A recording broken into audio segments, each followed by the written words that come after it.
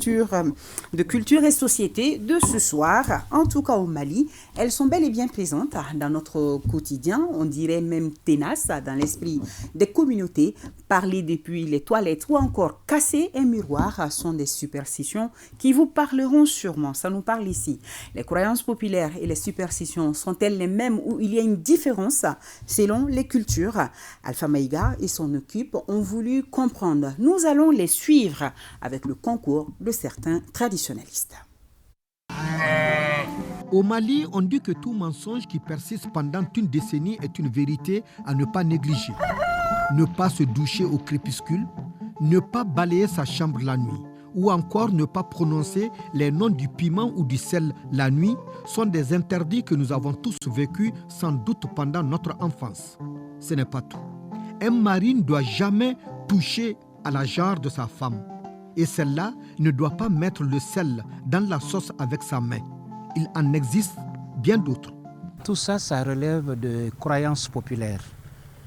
Et les croyances populaires même relèvent du mode de construction de la connaissance chez le négro-africain où la connaissance est empirique. C'est-à-dire qu'elle est fondée sur l'observation.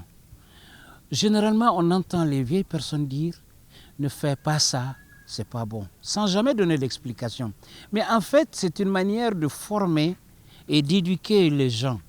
Parmi ces croyances, il y en a qui sont bénéfiques.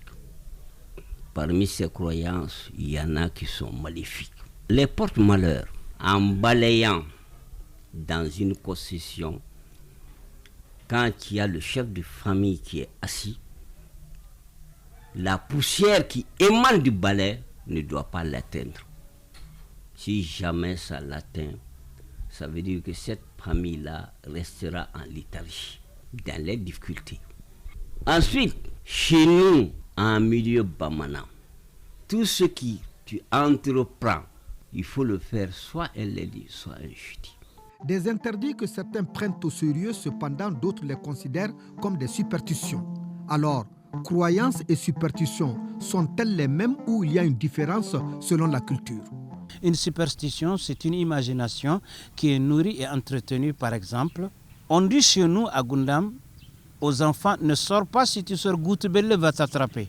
Goutebelle va t'attraper, mais Goutebelle, c'est une imagination, ça n'a jamais existé, mais c'est juste pour faire peur à l'enfant. Et ça, c'est une superstition.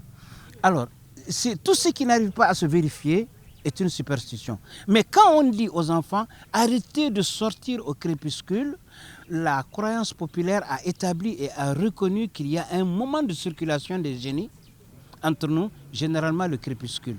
Combien de personnes avons-nous qui sont devenues aveugles parce qu'ils ont rencontré les esprits? Ça, ce n'est pas de la superstition, ce n'est pas de la croyance, mais c'est des faits. Mais puisqu'on n'arrive pas à montrer ces génies-là aux enfants, à leur prouver leur existence à cause de leur jeune âge, on exprime ça en termes d'interdit. Depuis la nuit des temps, toutes les communautés établissent des règles permettant de définir ce qui est permis de faire et ce qui ne l'est pas. Quand vous voyez le bois sacré, on ne rentre pas dans le bois sacré.